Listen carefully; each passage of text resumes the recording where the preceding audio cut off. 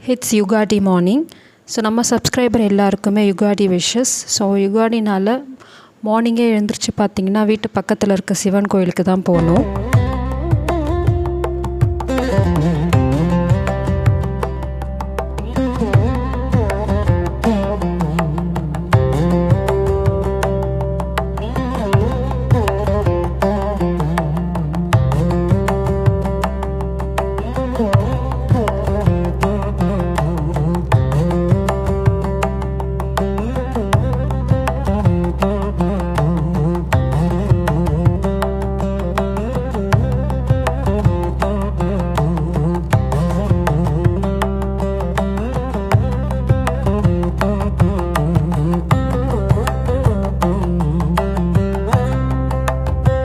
அவ்வளோதான், சிறப்பான சாமி தரிசனம் பண்ணியாச்சு, வீட்டுக்கும் வந்தாச்சு. ஸோ வந்த கையோடு பார்த்திங்கன்னா நான் குக்கிங் ஒர்க் தான் ஸ்டார்ட் பண்ண போகிறேன்.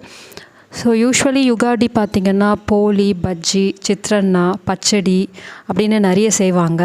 ஸோ நான் இன்றைக்கி அத்தனை ஐட்டம் எதுவுமே செய்ய போகிறதில்ல. ஸோ யூஸ்வலி பார்த்திங்கன்னா அது எல்லாமே நல்லாயிருக்கும் செய்யும் போது. நான் பார்த்திங்கன்னா இன்றைக்கி நான்வெஜ் செய்யலாம் அப்படின்னு சொல்லிட்டு நான்வெஜ்ஜுக்கு ஜம்ப் ஆகிட்டேன். ஸோ ஃபஸ்ட்டு நான்வெஜ் செய்கிறதுக்கு வெஜிடபிள்ஸ் எல்லாமே கட் பண்ணி வச்சாச்சு. ஸோ ஃபஸ்ட்டு பார்த்திங்கன்னா நான் பிரியாணி தான் செய்ய போகிறேன், மட்டன் பிரியாணி. ஸோ இதோட ரெசிபி நான் ஆல்ரெடி ஒரு லாங் வீடியோவில் போஸ்ட் பண்ணியிருந்தேன், தலப்பாக்கட்டி ஸ்டைல். ஸோ அது வேணால் செக் பண்ணி பாருங்கள், ரொம்பவே நல்லாயிருக்கும். ஸோ இப்போ அதே ஸ்டைலில் தான் நான் மட்டன் பிரியாணி ப்ரிப்பேர் பண்ணிகிட்ருக்கேன். இன்றைக்கி என்னோடய வீட்டில் பார்த்திங்கன்னா என்ன ரெசிபி பார்த்திங்கன்னா மட்டன் பிரியாணி, மட்டன் சுக்கா அண்ட் ஜவ்வரிசி பாயாசம். ஸோ இவ்வளோ தான், ரொம்ப சிம்பிளான மெனு தான். குக்கிங் எல்லாமே முடிச்சாச்சு. ஸோ வீட்டில் பூஜை பண்ணணும் பார்த்திங்களா. ஸோ அதுக்காக பூஜை படத்துக்கு பூவெல்லாம் வச்சிட்ருக்கேன். ஸோ அதையும் வச்சு முடித்த கையோடு பார்த்திங்கன்னா வீட்டில் அந்த ஜவ்வரிசி பாயாசம் செஞ்சுருந்தேன் பார்த்திங்களா, அதை வச்சு நெய்வேத்தியம் பண்ணிட்டேன் நான்.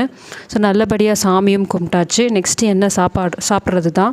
ஸோ இதுதான் எங்கள் வீட்டு மெனு. மட்டன் பிரியாணி சொல்லியிருந்தேன் பார்த்திங்களா, தம் பிரியாணி ரொம்ப உதிரியாக வந்திருந்தது, சாஃப்ட் அண்ட் டெண்டரியாக இருந்தது. அண்ட் மட்டன் சுக்கா அண்ட் ஜவ்வரிசி பாயாசம். ஸோ இது எப்படி உங்களுக்கு தெரியுதான்னு பாருங்கள், நான் பிளேட் பண்ணியிருக்கேன். இதை நான் உங்களுக்கு சாப்பிட்டு காட்டுறேன் எப்படி வந்திருக்குன்னு. பார்க்கவே ரொம்ப நல்லா இருந்தது. ஸோ ஃபஸ்ட்டு மட்டன் சுக்கா தான் நான் ட்ரை பண்ண போகிறேன். மட்டன் தொட்டு பார்க்கும்போதே பார்த்திங்கன்னா அவ்வளோ சாஃப்டாக பிரிஞ்சு வந்தது. அதிலே தெரிஞ்சிடுச்சு ஸோ நல்லா வந்திருக்கும் அப்படின்னு.